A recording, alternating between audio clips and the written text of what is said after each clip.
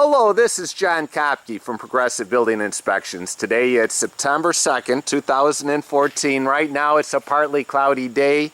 It's in the 70s. We're at 4407 Sawgrass Lane Boulevard in Wadsworth. Now this is going to be a visual inspection primarily on the interior.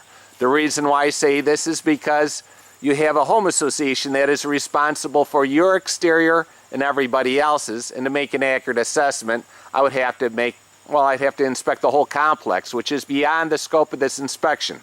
And it's visual, which means I look at walls and floors and surfaces to let me know what's right and what's wrong. I do not do any destructive testing. For instance, poking holes in the ceiling, walls, digging up the foundation. That's all beyond the scope of this inspection. I have to go by what's visibly evident, and this even includes the interior, which means I look at the walls are exposed. I do not start moving people's belongings all around, examine them all.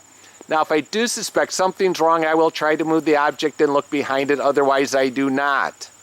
On the major appliances, I check the basic operation. For instance, the stove, I check the burners, I check the oven, I check the carbon monoxide levels, but I don't do things such as send it through a self-cleaning cycle or check the timers. Also on the appliances, it's visual, which means I go by visual signs.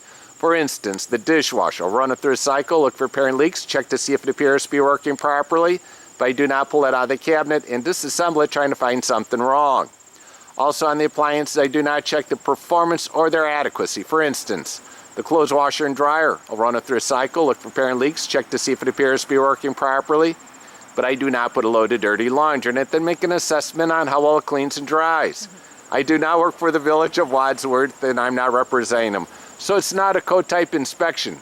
Many times the inspectors will use their own judgment, and at the same time, each town is different, so therefore they may require something that I'm unfamiliar with. This is not an environmental hazard type inspection, or I'm looking, for instance, buried oil tanks, asbestos, mold, or so forth. I know you want to do a radon test, and we're doing one at this time. I am not an exterminator, so it's not an insect rodent type inspection.